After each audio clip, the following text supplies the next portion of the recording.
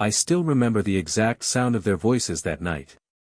I had walked down the hallway half asleep, planning to grab water, when I heard Alina whisper, "Are you sure he won't find out?" Her voice froze me. I stopped behind the slightly open door, my hand shaking on the frame. I told myself it had to be about something simple, something harmless. But then I heard Rayyan answer, "He never notices anything. He trusts too easily." My stomach twisted. I leaned closer, my breath held tight in my chest. "You promised me a better life," Alina said. "You said things would change once your deal is done." I felt my nails dig into my palm. Better life? With my brother? I wanted to slam the door open, but my legs stayed locked. Rayyan sighed like he carried the world on his shoulders. "I will take care of you," he told her. "I can give you the future he can't." I swallowed hard, my throat burning. Every word hit me like a punch. I kept waiting for Alina to defend me. She never did. "He's too soft to give you the life you want," Rayyan said. Hearing my own brother say those words felt like a blade sliding under my skin. I pressed my forehead against the wall, trying to stop the ringing in my ears. Alina let out a small laugh, the kind she used to give me when she said she loved me. "I just want stability," she whispered. "I don't want to struggle forever." I felt something inside me collapse. I had never known that love could turn into something so cold, so quick. My chest felt tight, as if someone had reached inside and squeezed my lungs. "So you chose him," I whispered to myself. The words tasted bitter. I stepped back, afraid they would hear my breathing. Part of me wanted to break into the room and scream. Another part of me wanted to run outside and never return. I heard Rayyan say, "Just give me time. When the deal closes, everything will be different." Alina sighed softly. "I hope so. I don't want to look like a fool." That line cut deeper than anything. My fingers slipped from the doorframe. I backed away slowly, each step feeling heavier than the last. "This can't be real," I whispered. But it was. Their voices were still echoing when I reached my room. I closed the door and leaned against it, my breath shaking. "Why?" I asked the empty space. No answer. Just my own broken voice. I wanted to call Alina. I wanted to shout at Rayyan. Instead, I sank onto the floor. My phone buzzed with a message from her, "Good night, love." The lie made my stomach turn. I stared at the message for a long time. My thumb hovered over the screen. "Say something," I told myself. But what could I say? That I hurt her trading my heart for a richer future? That my own brother thought I was weak? The words wouldn't come. I tossed the phone onto the bed and held my head in my hands. "I trusted you," I whispered. "Both of you." My voice cracked. I felt heat behind my eyes but forced the tears back. I didn't want to cry for people who saw me as nothing. I stood up and paced the room, trying to breathe normally.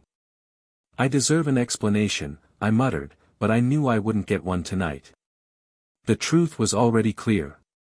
They had made their choice. I walked to the mirror and stared at myself. How did I not see this coming? I asked. My reflection didn't answer. It never did. I laughed bitterly. "Soft, right?" I said, repeating Rayyan's words. "Too soft to see the truth."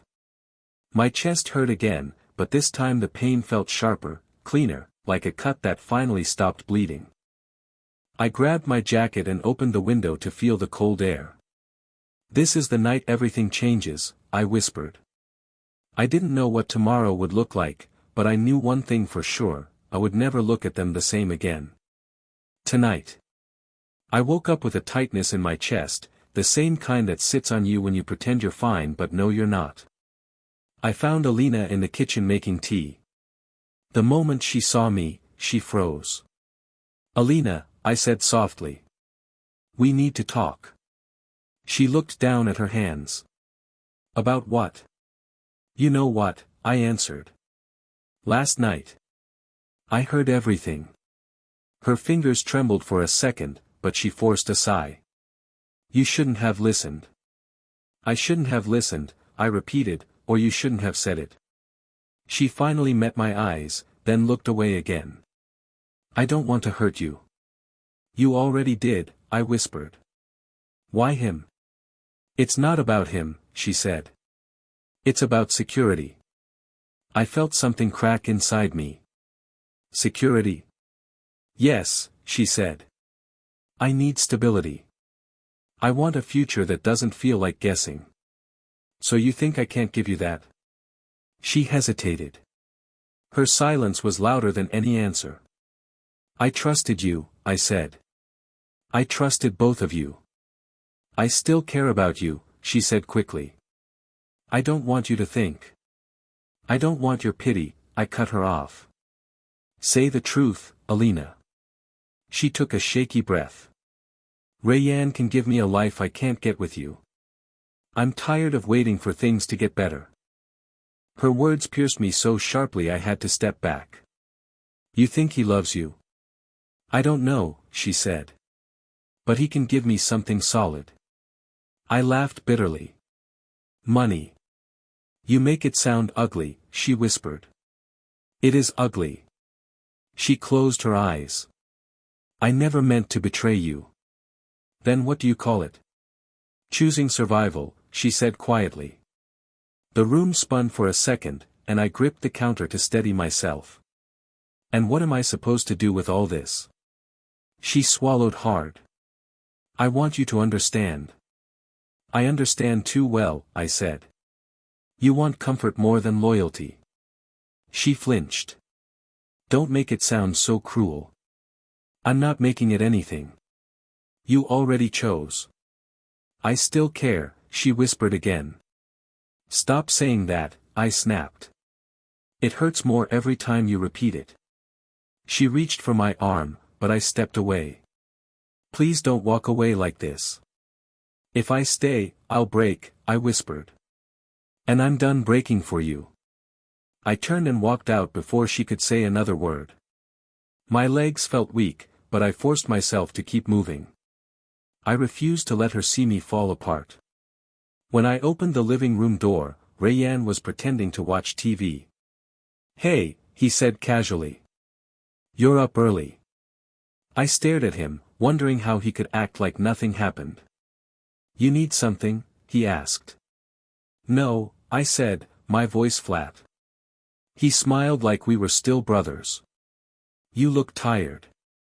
I wanted to punch that smile off his face. Couldn't sleep. Long night?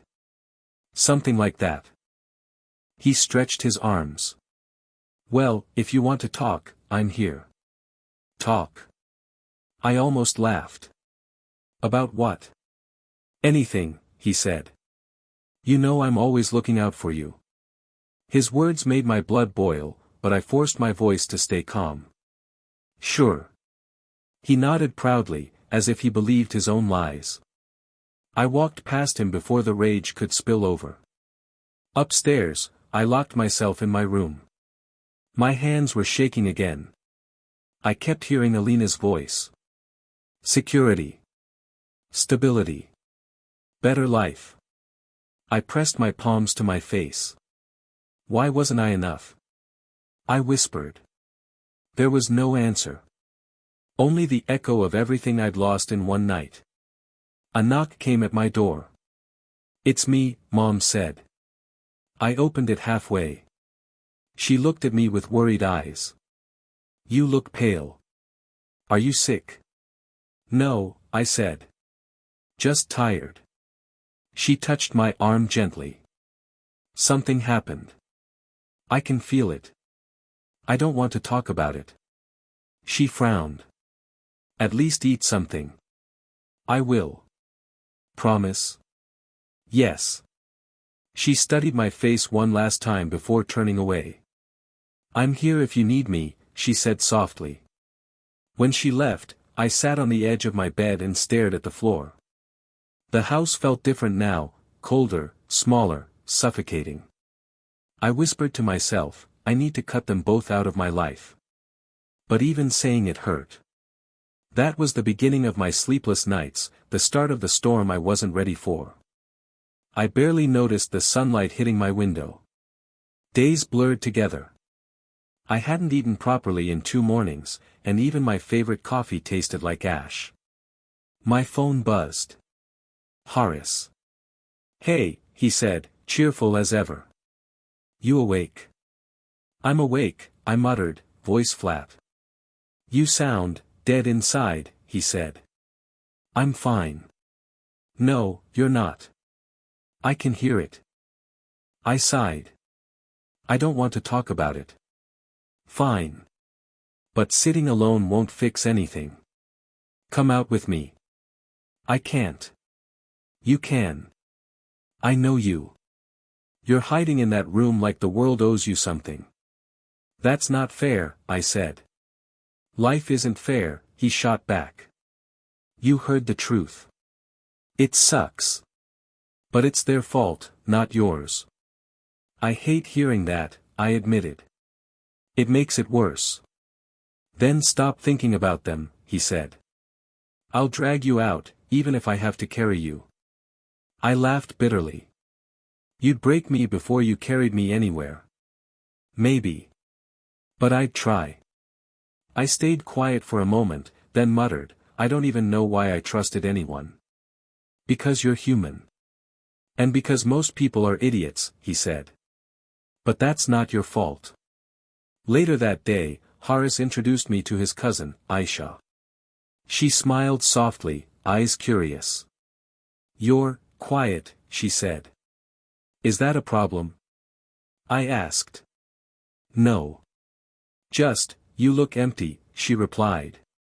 I wanted to snap. I'm fine. You don't have to be, she said. Sometimes talking helps. I don't talk, I said. Then listen, she said. Even that's something. I didn't answer. I stared at the floor, wishing they'd both disappear. Horace nudged me. She's not going to bite. She's just kind. Kind doesn't fix betrayal, I muttered.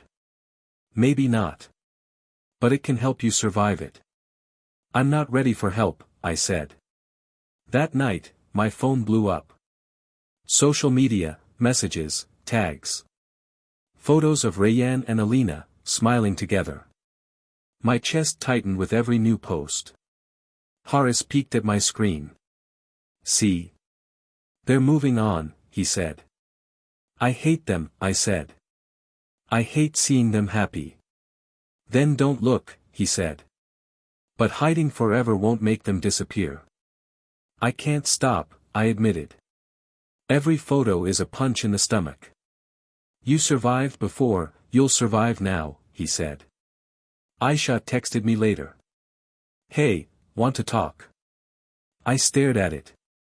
My fingers hovered, then I deleted it. I'm not ready. I paced the room. I can't do this, I whispered to myself. I can't stay like this. Horace peeked in through the door. You're spiraling, man. I know, I said. I just can't stop thinking. You're human, he said. It hurts. It's supposed to. But if you stay here, this pain will eat you alive. I don't care, I muttered. Yes, you do, he said. I see it in your eyes. You want to survive. You just haven't found the spark yet. I slumped onto my bed, phone in hand, scrolling through pictures I wished I could unsee. Each smile, each glance, each kiss. My hands shook. You can't stay in this, Horace said, voice soft now. Not for them. For you. I don't even know who I am anymore, I whispered. You're still you, he said. A better version, maybe. Stronger. Smarter. Less soft. Don't let them define you. I stared at the ceiling, breathing shallow. Aisha's words echoed too, even listening is something. Maybe they were right. Maybe I needed to start small. Maybe survival didn't mean forgetting. It just meant not letting this destroy me entirely. I whispered to the empty room, I can't let them win. Horace grinned. That's my friend. And for the first time that week, I felt the tiniest flicker of something like hope. Horace knocked on my door early. You're not hiding today, are you? I'm awake, I muttered. You need to get out of this rut, he said. I sent your resume to a company. You got the interview. I don't know if I can do this, I admitted. You can. You just need to try. Come on, I'll drag you if I have to. I groaned but followed him. At the office, I met Mr. Zaman. He was tall, strict, and didn't bother with small talk. Sit, he said, pointing at a chair. I'm nervous, I whispered to myself. You're too quiet, he said. That's not bad, but speak when you have something to say. Understood? Yes, sir, I said, trying to steady my voice. Good. Let's see if you can handle the work. I don't tolerate excuses. I nodded. My stomach twisted, but there was a strange thrill in the challenge. The first week was chaos. I struggled to focus. Thoughts of Alina and Rayyan kept creeping in. My hands shook when I typed emails. My voice faltered in meetings. You're distracted, Mr. Zaman said one morning. I'm adjusting, I said.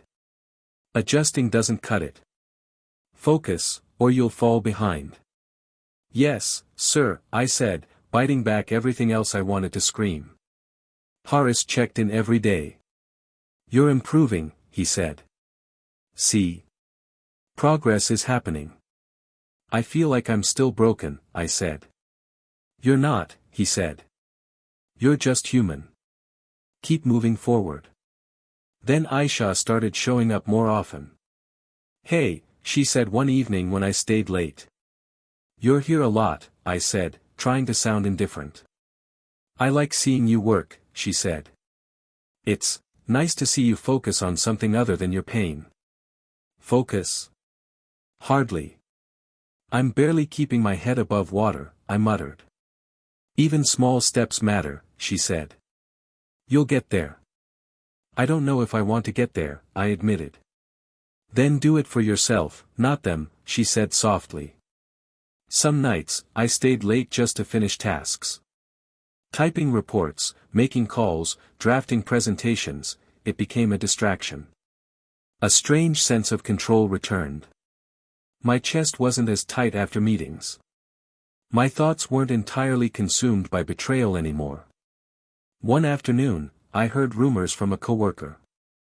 Rayyan's making risky moves again. Big investments. Might fail. I clenched my fist but said nothing. Horace noticed. You're thinking about them again, aren't you?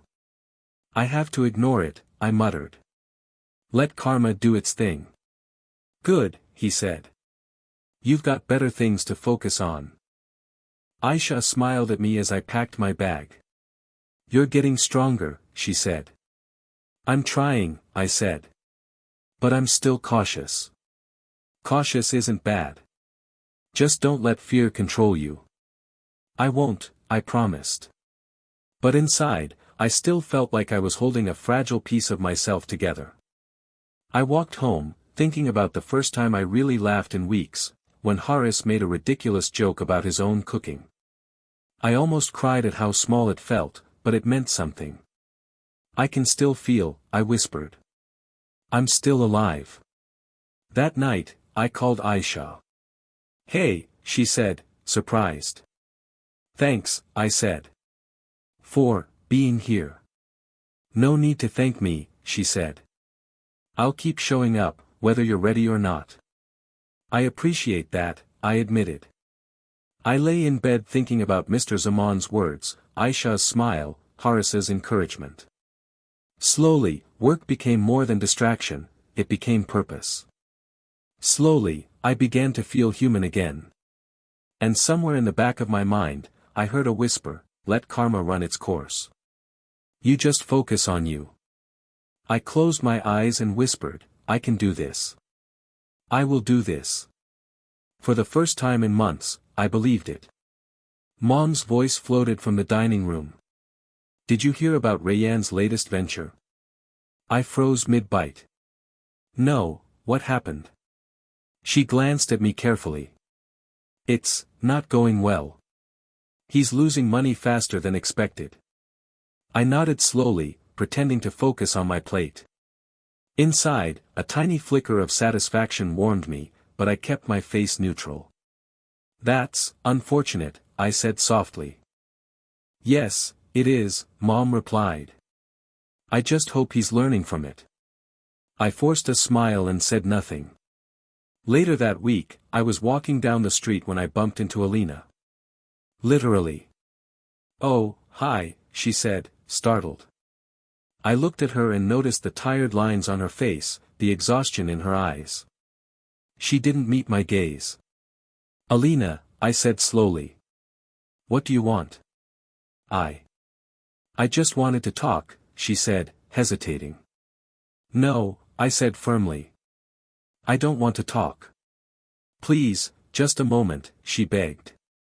I said no, I replied. Her lips trembled, but I didn't flinch. I'm sorry, she whispered. For what? I asked, my voice steady. For choosing him over me. She flinched. I didn't think. I heard everything, I said. Last night, it's still clear in my mind.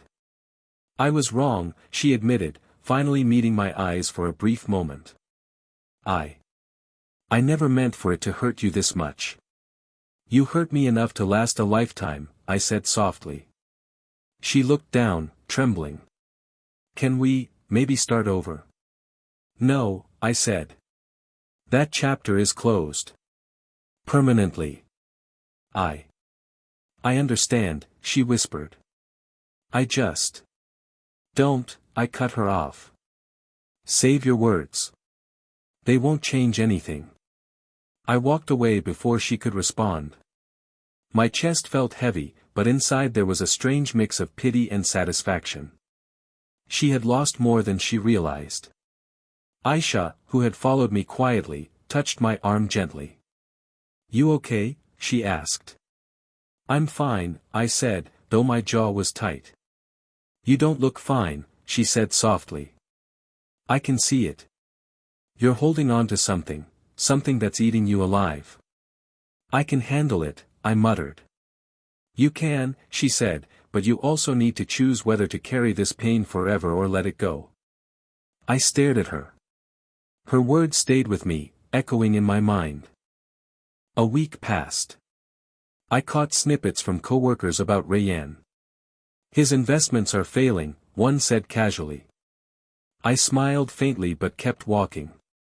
No one needed to know that I was paying attention. I let karma whisper in the background, feeling it work in its own time.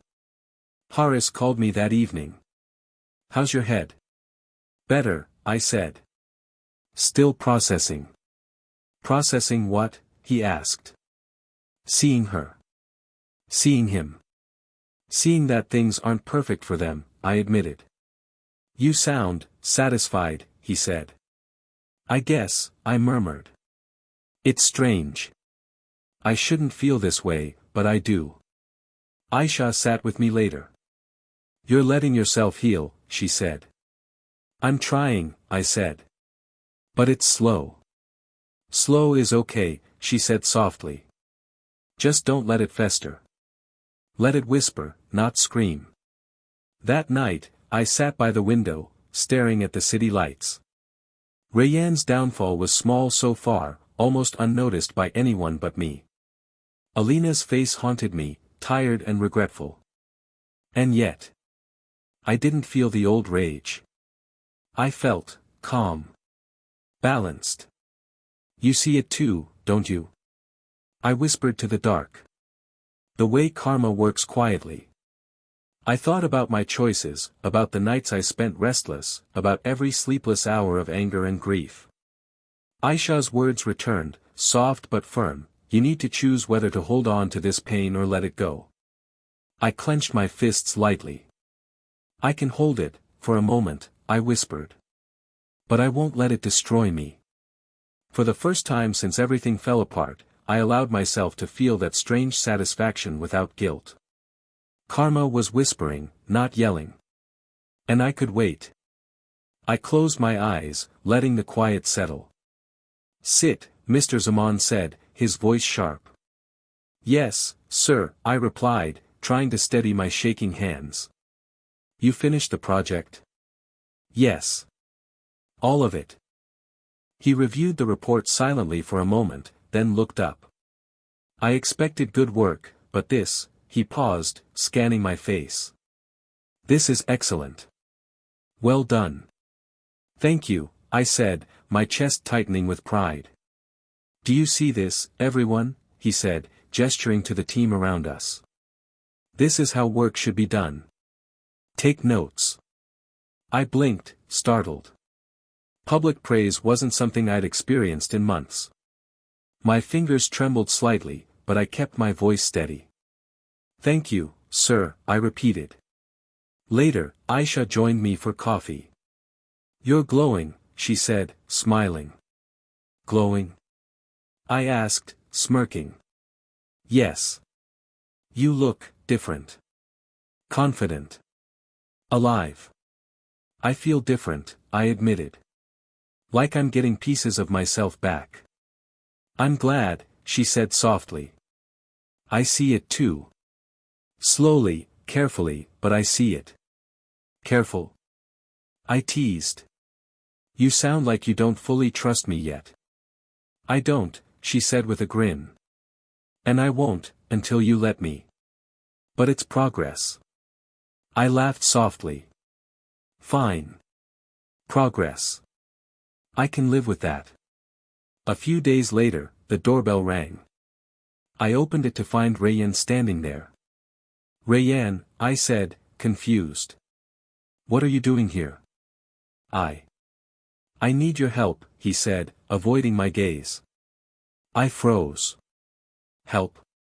Yes, he said, voice low. I'm in trouble. My business, it's failing. I need some money. I blinked, trying to process his words. You came to me? Yes. Please, I don't know who else to ask. I felt a strange rush of emotions, shock, bitterness, and an odd, quiet satisfaction. He had always looked down on me, always assumed I'd never have the strength he had. And now he was here. I'm sorry, I said softly. I can't help you. You can't, he stammered. I trusted you. I thought. You thought wrong, I said calmly. I don't lend money to people who've betrayed me. His shoulders slumped. I didn't think it would come to this. I need help. Please, I said no, I repeated. My voice was steady, almost gentle. I can't. I won't. You made your choices. He took a step back, and I noticed the first real signs of fear in his eyes. His pride was gone. The confident man who had once belittled me now looked smaller than I had ever seen him. Please, he whispered, voice breaking. I shook my head. Goodbye, Rayyan, I said quietly. I closed the door and leaned against it. My heart pounded, but not from anger. From triumph, quiet and steady. The power shift had begun. For the first time in months, I didn't feel weak. I didn't feel broken. I felt untouchable. Later, I met Aisha again. He came to see you, she asked softly. I nodded. Yes. And I said no. She studied me. And I didn't feel guilty, I said, surprised at my own words. For the first time, I didn't feel guilty. Good, she said. You're reclaiming yourself. That's the start. I looked at her, noticing how close we had become, not rushed, not forced, but slow. I think I'm ready to let a little light back in, I admitted. Aisha smiled softly. Take your time. You've earned it. That night, I lay in bed thinking about Rayyan's humbled expression, Alina's absence, and my own growth. I whispered to the dark, it's finally my turn. The tables are turning. The house felt lighter. My chest wasn't tight anymore. The anger had transformed into power, a calm, steady power. I realized something important, I didn't need revenge to feel victorious. Seeing him humbled, knowing I had the strength to say no, was enough. A small smile crept across my face. The shift has begun, I whispered. And I'm ready. I checked my reflection in the mirror. I actually look decent, I muttered. Aisha laughed softly behind me. Decent? You look amazing. I mean, for me, I said, shrugging. You mean for the man who has rebuilt his life from scratch, she said, teasing. You've come a long way. I smiled, nerves buzzing. Yeah, thanks to you. And Horace. You did the hard part, she said. I just reminded you that you could. Later that evening, I knelt on one knee. Aisha, I know I'm not perfect. But I want to be yours. Will you marry me? Tears filled her eyes. Yes, she whispered, voice trembling. Of course I will. I felt my chest tighten, not from sorrow, but pure, unfiltered happiness. You have no idea how long I've waited to hear that, I said. You've earned it, she said, brushing tears from her cheeks. We spent hours planning, talking quietly about the future. I never thought I'd feel this again, I admitted. Neither did I, she said softly. But here we are. Here we are, I repeated, letting the words sink in. A week later, Mom called. The family venue is available for your wedding, she said brightly. That's fine, I replied. Whatever works best. You sure? She asked. Rayyan and Alina might be there, technically family, you know. I'm sure, I said firmly. It doesn't matter. Mom sighed. You're growing up, finally standing on your own. I'm trying, I said, smiling. The day arrived. I adjusted my suit, heart racing. Can you believe this? I asked Aisha. I can, she said, squeezing my hand. You look happy. I like it. I've waited so long for this, I whispered. To feel this kind of joy again. I didn't think I ever would. You deserve it, she said. Guests arrived. Laughter filled the air. Everything felt perfect, until I caught a glimpse of the corner of the room. Rayyan. Alina. Both smiling, walking in as if they belonged. My chest tightened, a mix of disbelief and irritation rising inside me. You see them? I whispered to Aisha. Yes, she said softly, reading my tension. Breathe. Don't let it ruin your day. I can't believe they're here, I muttered. Mom appeared beside me. I told you they'd be here. But it's fine. Just focus on your happiness. I know, I said, forcing calm. I will. I just didn't expect it. Rayyan caught my gaze and smiled faintly, almost nervous. Alina looked past me, avoiding eye contact but clearly aware of me. My stomach twisted. The years of hurt, betrayal, and silent satisfaction returned all at once. You okay? Aisha asked, her hand brushing mine. I am, I said, forcing a small smile. Just, memories. She leaned closer. Then let's make new ones today. Together. I nodded. Her presence grounded me, giving me courage. The officiant cleared his throat. We are gathered here today. I felt a strange thrill walking down the aisle. Each step closer to Aisha reminded me that life hadn't stopped, that happiness was possible. My heart pounded, anticipation filling me. I whispered to myself, this is mine. This is real. Aisha's eyes met mine, sparkling, teary, full of love. I'm right here, she said softly. I see that, I replied. And I'm never letting go. The ceremony began. Vows were exchanged, rings placed, smiles shared. The room blurred around me. For once, I wasn't thinking of betrayal, revenge, or loss. I was thinking only of her, of us, of the life we would build together. And yet, somewhere in the back of my mind, I felt it, the unexpected. Rayyan and Alina were here. Present. Watching. I didn't know what would happen when they approached. I didn't know if I'd feel anger, or pity, or satisfaction again. But I did know this, today was mine. My happiness wasn't theirs to touch. And as I reached for Aisha's hand, I whispered softly, nothing will take this away from us. The world around me felt surreal, beautiful, and full of possibility. I had rebuilt myself.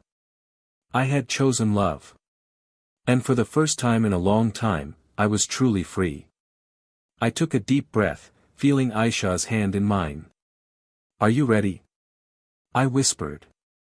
As ready as I'll ever be, she replied, her smile steady but nervous. You look incredible, I said softly, my heart pounding. You're not so bad yourself, she teased, squeezing my hand. The doors opened. I stepped forward. The hall fell silent. Every pair of eyes turned toward us. I swallowed, forcing calm. My gaze searched the crowd, but then I saw her. Alina. She froze instantly. Her lips parted slightly, and her eyes shimmered with tears. I could see the exact moment recognition and regret collided in her. She looked smaller somehow, broken, defeated, like the world had shifted under her feet. Rayyan stood beside her, tall as ever, but not confident. Tired lines etched his face, his usual smirk gone. He looked beaten. I swallowed a quiet thrill. Karma, it seemed, had its own timing. You look happy, Alina whispered, voice trembling. I didn't speak. I just smiled, a small, genuine curve of my lips. Not cruel, not mocking. Just content. At peace. Haris nudged me lightly. Go on. Walk. I tightened my grip on Aisha's hand and took a step forward. Each stride felt heavy with anticipation, yet light with release. Every eye on us, every whisper, every glance at Alina, none of it mattered except this moment. She's stunning, I heard a guest murmur. Aisha leaned slightly against me. Ignore them, she said softly. It's us now.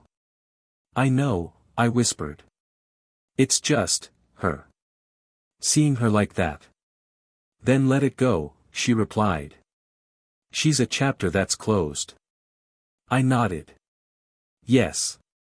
Closed. Alina's lips trembled again. I never thought. You don't need to say anything, I interrupted gently. Your words can't change what is. Her eyes filled further with tears. I caught a flicker of fear, disbelief, and regret, all mixed together. Rayyan opened his mouth, probably to speak, but I didn't wait. I didn't care. Silence was enough. His arrogance, his betrayal, it had crumbled on its own. Are you okay? Aisha asked quietly, noticing my pause. I am, I said, voice steady. More than okay. I felt a strange, intoxicating mixture of emotions, shock, satisfaction, peace. Shock that life had unfolded like this, satisfaction in seeing the truth reflected in their eyes, peace because I was finally free. The guests started murmuring again, some taking pictures, some smiling at us. I walked with Aisha down the aisle, each step more certain than the last. The flowers, the soft music, the warm light, it all blurred into one perfect moment. Alina's eyes followed me. She looked at me as though searching for something lost, for the boy she had left behind. But I wasn't there anymore. That version of me, the hurt, broken one, was gone. I had rebuilt myself. I had chosen happiness over resentment. "You look happy," she repeated, almost to herself. "Yes," I whispered internally. I had never felt so certain of anything in my life. I didn't need to answer her aloud. My smile, my stride, my hand in Aisha's, everything spoke for me. Rayyan's jaw tightened. I could see the defeat etched in every line of his face. Money, status, manipulation, they hadn't saved him. And seeing it quietly unfold before me, without me needing to strike, gave me a calm I hadn't felt in years. We reached the front. Aisha's eyes met mine. "We made it," she said softly. "Yes," I said, squeezing her hand. "We did. Together." I glanced back one last time. Alina's tears glistened, Rayyan's posture slumped, and yet they said nothing. Words weren't necessary. Their expressions told the story: loss, regret, humility. And mine, peace, love, freedom.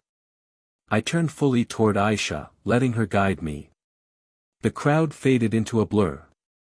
The past, the betrayals, the heartbreak, it all fell behind me.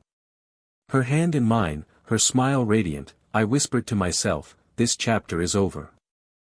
I walked forward, feeling truly alive, leaving them, and all the pain, behind. The reception was in full swing. Laughter, music, clinking glasses, everything felt surreal. Aisha's hand stayed in mine, grounding me, reminding me of the life I'd chosen. Then I felt a tap on my shoulder.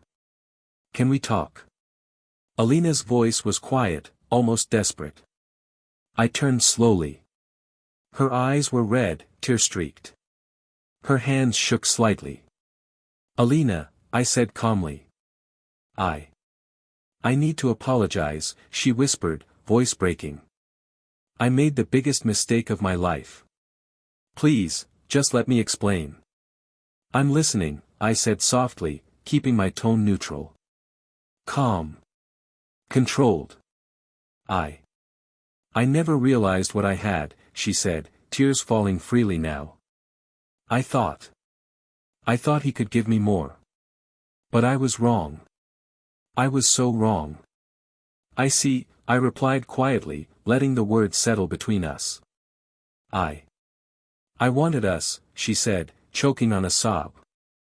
I want another chance. Please, I'll do anything. Anything to make it right." I shook my head slightly, keeping my voice steady. "Alina. I did love you." Her lips trembled. You did?" "Yes," I said softly, almost as if speaking to myself. "But that man died the day you chose my brother over me. The man who trusted you, who believed in us, he's gone." Her tears fell harder. I didn't know. I didn't think." "You didn't think," I repeated quietly, letting her feel the weight of those words. "And that's exactly why it's too late. Some doors, once closed, never open again." Please," she said, reaching toward me. "I'll change, I'll prove." "No," I interrupted, calmly stepping back. "There's nothing left to prove. Your chapter in my life ended the moment you walked away." She fell silent, sobbing quietly. I could see the regret etched in every line of her face, the realization that she had lost more than she ever imagined. And yet, I felt no satisfaction, no gloating. Only peace. I thought, she whispered. "You thought wrong," I said softly. "And that's life. You have to live with your choices." She nodded, tears sliding down her cheeks, lips trembling. I'm sorry," she said again, almost inaudibly. I gave her a small, calm nod. I know, I said. And now, you need to forgive yourself, not me. She stumbled back, defeated, unable to speak further. I turned, my chest light, my mind clear. I had said what needed to be said, and I had no desire to linger. Then Rayyan approached, head bowed slightly. His usual arrogance was gone, replaced by something heavier, shame, regret, a hollow expression I had never seen before. I need to say something, he said quietly. I'm sorry. For everything. I looked at him calmly. Forgiveness is possible, Rayyan, I said softly. You hurt me, yes. But life is bigger than resentment. He swallowed hard. I didn't realize. I thought I could fix things, but you can't fix some things, I said. Trust, that can never return. But you can move forward. Learn. Change. That's all anyone can do. He nodded slowly, eyes downcast. No excuses, no defiance, just acceptance of his mistakes. I felt a strange lightness. The past, Alina, Rayyan, the betrayal, the heartbreak, it all felt distant now, like a heavy fog finally lifting. I looked at Aisha, smiling gently, her hand warm in mine. That was my anchor. That was my truth. I hope you're happy, Rayyan muttered quietly. I am, I said firmly, calm, at peace. And I intend to stay that way. Alina whispered once more, almost to herself, I was wrong. Yes, I said quietly, voice soft but unwavering. You were. I walked back to Aisha without looking back. The past had spoken its final words.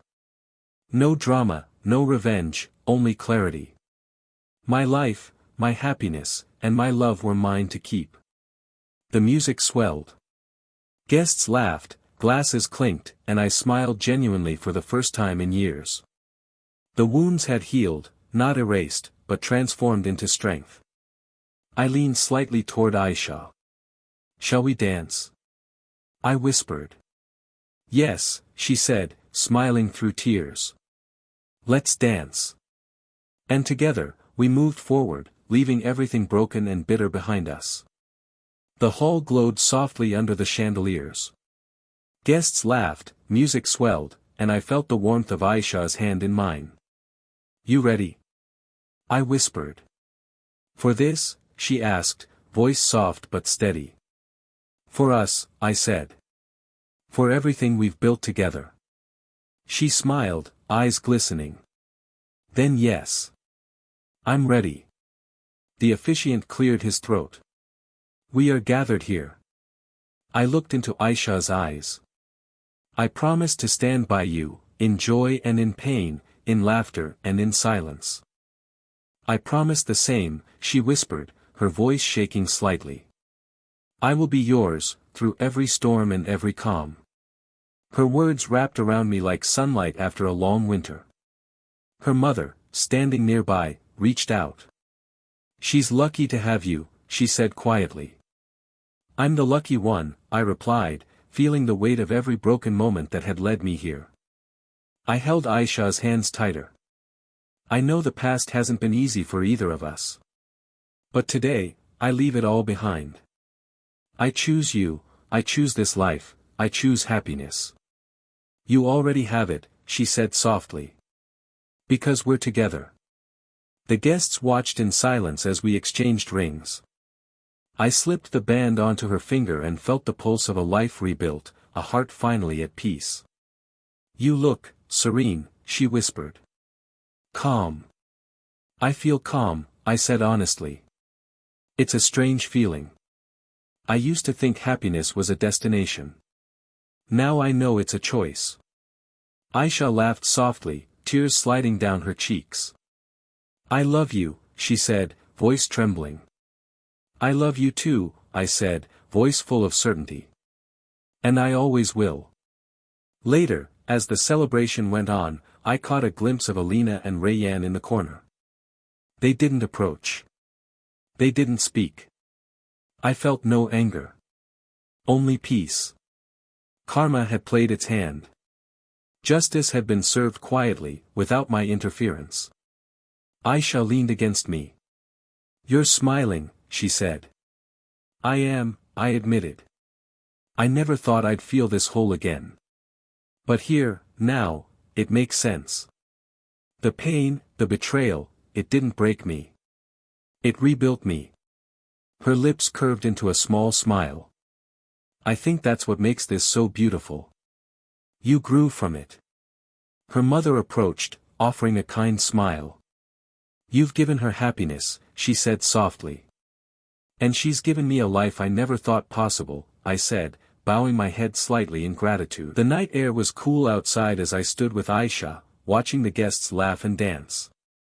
I felt a calmness I hadn't known in years. Each step I'd taken, every heartbreak endured, every sleepless night, it had all led me here. "I can't believe this is real," I whispered. "It is," she said, leaning her head against my shoulder. "And it's ours." I closed my eyes for a moment, letting the quiet wash over me. The hurt, the loss, the betrayal, they existed no longer as chains, but as lessons. Each scar was a reminder that pain is temporary, that growth is possible, and that moving forward is a choice. "I thought losing everything would destroy me," I murmured softly. "But losing, made me stronger. Made me wiser.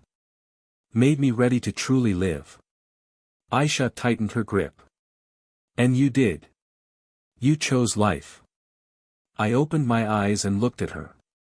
"Sometimes, losing something, is the only way to find something better," I said softly, voice full of certainty. She smiled, brushing her fingers against mine. Then we found each other.